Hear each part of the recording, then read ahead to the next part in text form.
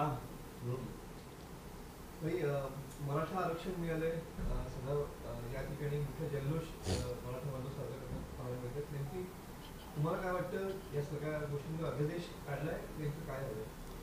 नाही, अध्यादेश काढला आणि त्यानंतर मराठा समाजाने आपलं आरक्षण मिळालं अशा आनंदामध्ये आहेतच. पण प्रत्यक्ष पाहिलं तर सकल मराठा ह्या समुदायाला सरसकट आरक्षण जे देण्याची आवश्यकता होती त्याबाबत मात्र तिथे कुठेही उल्लेख झालेला नाही आहे. त्या अध्यादेशामध्ये सगळे सोयरे हा शब्द आहे, पण सगळे सोयऱ्यांची तपासणी करायला जी प्रशासकीय अडचण आणि त्याच्यातून त्यांचे होणार सुटका याचा कालावधी जर पाहिला तर तो सुद्धा अनुत्तरित राहिलेला आहे. आणि त्यामुळे फक्त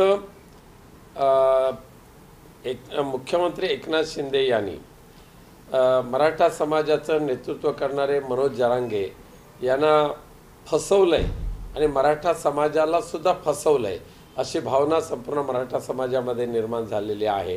त्यामुळे माननीय मनोज जरांगे पाटील यांनी सकल मराठा या समुदायाला सरसकट आरक्षण मिळेपर्यंत शांत बसू नये अशी आमची सर्वांची त्यांना विनंती आहे. प्रत्यक्षात या आरक्षणाने समस्त मराठा समाजाला काही मिळालं असं मला वाटत नाही. यात याला करून की याच्या आंदोलन मनोज जरांगेंच्या आंदोलनाला शिवसेनेने पाठिंबा दिला उद्धव ठाकरे गटाने. तर याच्या पुढे जे आता आता बोलत आपण की हे केलेलं आहे म्हणून अध्यादेश काढून त्यांना थोडंसं दिलासा दिलेला, पण तो लढा चालू. मग याच्यासाठी तुमचा पक्ष त्याच्यासाठी काय करेल? नाही, मनोज जरांगे पाटील यांच्या पाठीशी माननीय पक्षप्रमुख उद्धवजी ठाकरे आणि आम्ही सर्वजण पहिल्या दिवसापासून आहोत.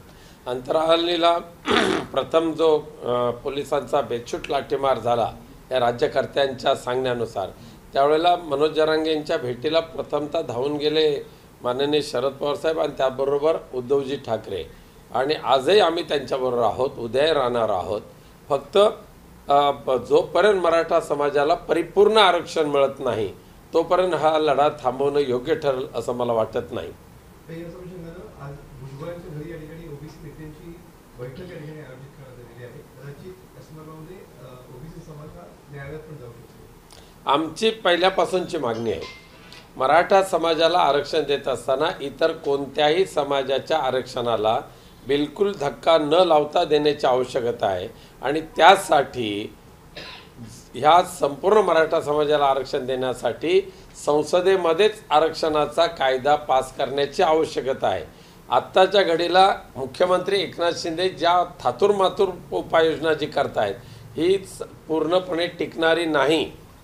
आणि दुसऱ्या कोणत्या समाजाला समाजाच्या वाट्याचा हिस्सा आपण खेचून घेऊन आम्हाला ते आरक्षण नको आहे. आम्हाला स्वतंत्र आरक्षण देण्याची गरज आहे, ते संसदच देऊ शकते. आणि त्यासाठी जी प्रक्रिया पार पाडली पाहिजे म्हणजे विधिमंडळाच्या अधिवेशनामध्ये ठराव पास करण्याची आवश्यकता आहे.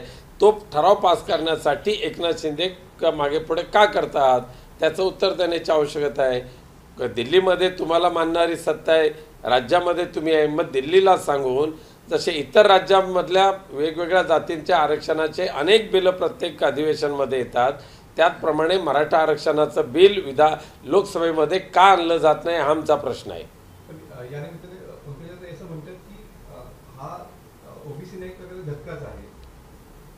मी अजून त्याच्यावर काही अभ्यास केला नाही, परंतु कालचा जो काय अध्यादेश त्यांच्या हातात दिलेला आहे तो परिपूर्ण नाही आहे.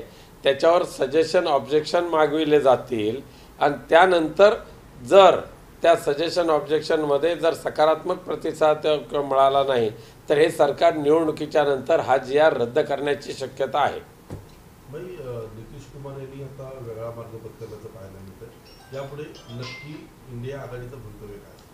दुर्दैवाची घटना ही. नितीश कुमारांसारखे इंडिया आघाडीतील एक अग्रणी नेते यांनी अचानकपणे भारतीय जनता पक्षाशी सोयरीक करावी आणि इंडिया आघाडीपासून दूर जावं हे देशाच्या संविधानाच्या आणि हुकुमशाहीच्या विरुद्ध लढणाऱ्या देशवासियांचं विश्वासघात करणारे कृत्य आहे. भुजबळांनाच त्यांचा पक्ष म्हणजे अजित पवार गट या ठिकाणी वेगळा पाडण्याचा प्रयत्न करतोय. भुजबळांची जी भूमिका आहे मराठा आरक्षणामध्ये ती पक्षाची भूमिका नाही, ती समता पक्षाची भूमिका आहे असं प्रफुल्ल पटेल यांनी स्पष्ट केलं आहे. खरं म्हणजे हा सगळे गद्दार किंवा बेईमानी करून सत्तेकडे गेलेले जे लोक आहेत ना, हे एकमेकाच्या उरावर काही दिवसांनी बसायला सुरुवात करणारच आहेत. आणि त्यामध्ये फार काय नाही. आज अजितदादा गटामध्ये हा बेबनाव चालू झालेला आहे. उद्या गद्दार शिंदे गटामध्ये पण तेच होणार आहे. जसजशा निवडणुका येतील, लोकसभेच्या निवडणुका येतील, त्यावेळेला सुद्धा शिंदे गटाच्या खासदारांना वाटाण्याच्या अक्षरता लावल्या जातील. अजितदादांच्या गटाला सुद्धा तोच अनुभव घ्यावा लागेल. त्यामुळे औटघटकेचा आता राज्य यांचा राहिलेला आहे आणि स्वतःच्या स्वार्थासाठी जे गेलेले आहेत त्यांना त्याचा पश्चाताप भोगावा लागेल. तर नितेश राणे काल सोलापूरच्या हिंदू महासभेमध्ये वक्तव्य केलं की माझं कोणीच स्वागत करू शकणार नाही, माझा बॉस हा सागर बंगल्यावरती बसलेला आहे. खूप मोठे विश्वगुरू आहेत नितेश राणे, म्हणजे विश्वगुरू समजतात स्वतःला. पोपटपंची करणारा हा टिल्ल्या भारतीय जनता पक्षाने पाळलेला एक प्राणी आहे. त्यामुळे त्याच्या अंगामध्ये स्वतः नेतेपद एवढं मोठं भिनलेलं आहे, काही दिवसातच त्याचं कपाळ मोक्ष होईल. सदावर्ते आणि भाजपचे किंवा फडणवीसांच्या माध्यमातून बोलणारा बोलके भावले असा आरोप मनसेने केलेला आहे, बरोबर वाटतं? नक्कीच सदावर्ते हे सुद्धा देवेंद्र फडणवीसांचा बोलका बावला आहे.